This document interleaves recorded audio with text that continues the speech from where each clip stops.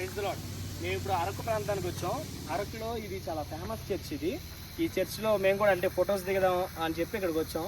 కానీ ఇక్కడికి వచ్చినాక నాకు బాధ కలిగించినటువంటి విషయం ఏంటంటే ఇంత ఫేమస్ చర్చ్లో చాలామంది వెడ్డింగ్స్లో కూడా మరి ఇక్కడ స్పాట్స్ లొకేషన్స్ తీసుకోవడానికి వచ్చిన వాళ్ళందరూ కూడా దీన్ని తీసుకుంటారు. ఇంత పవిత్రమైనటువంటి చర్చ్లో ఇది చాలా పురాతనమైనటువంటి చర్చ్ కూడా. అలాంటి చర్చి ప్రాంతంలో చూడండి ఇక్కడ ఏమున్నాయో ఒకసారి చూపించు. చూడండి కొద్దిమంది మందు తాగడం, సిగరెట్లు తాగడం,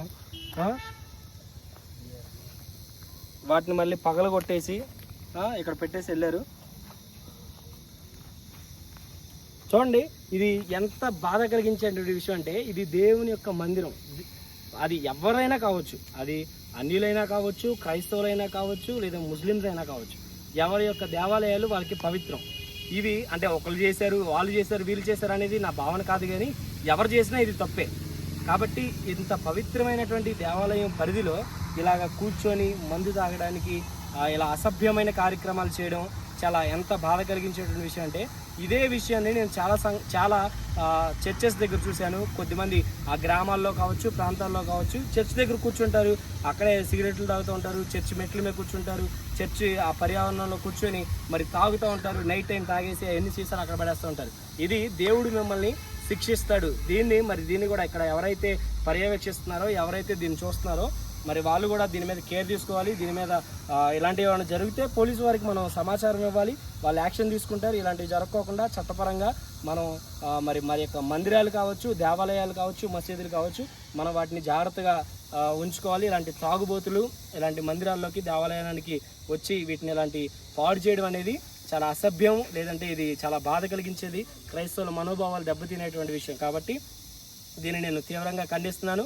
మరి ఈ యొక్క సంఘటన మరి దీన్ని అందరూ గ్రహించి పోలీసు వారికి కూడా తెలియజేయాలి. ఇక్కడున్న ఎవరైతే పెద్దలు ఉంటారో నేను వారిని కూడా కలిసి చెప్పడానికి ప్రయత్నం చేస్తాను. ఎందుకు ఇలా జరుగుతుందో, ఇక్కడ పరిస్థితులు ఏంటో కూడా నేను తెలుసుకొని మరలా మీకు అప్డేట్ చేయడానికి ప్రయత్నం చేస్తాను.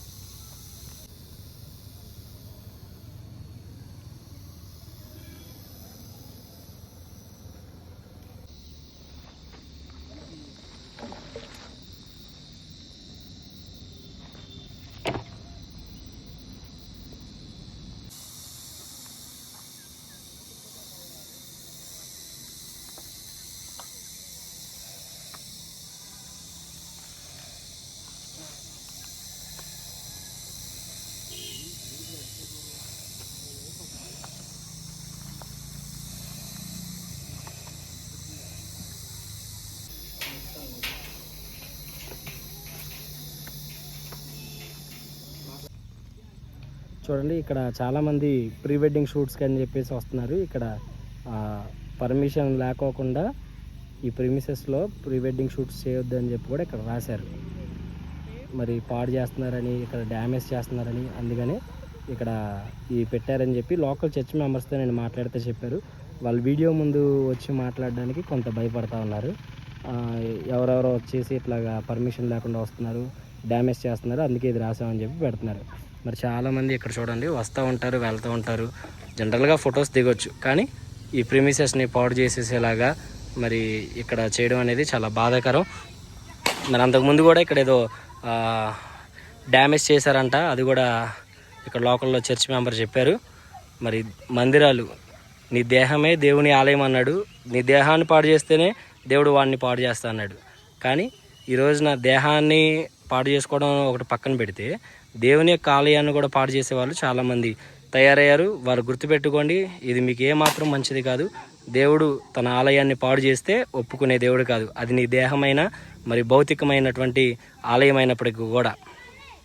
చూడండి ఇది కిటికీ అనమాట, చర్చ్ కిటికీ మీద మరి ఎవరెవరో వచ్చి ఇలాగ రాయడం, మందిరాన్ని పాడు చేయడం, వాళ్ళ పేర్లు రాయడం, ఇవన్నీ కూడా పేర్లే. చూడండి మందిరాన్ని మీద ఎంత మరి వాళ్ళ ప్రేమని వాళ్ళ సొంతలాగా, వాళ్ళ ఇల్లులాగా మరి వీటి మీద వాళ్ళ పేర్లు రాయడం. మరి ఇది ఏం సంస్కారం, ఇది దేవుని ఆలయం అని చెప్పి వాళ్ళకి అర్థం కావట్లేదా? ఇక్కడ చూడండి ప్రతి కిటికీ మీద కూడా లవ్ సింబళ్ళు, ప్రతి కిటికీ మీద కూడా పేర్లు. ఎంత అసభ్యకరంగా చేయడం. ఈ కిటికీ ఏ కిటికీ మీద కూడా ఖాళీగా లేదు.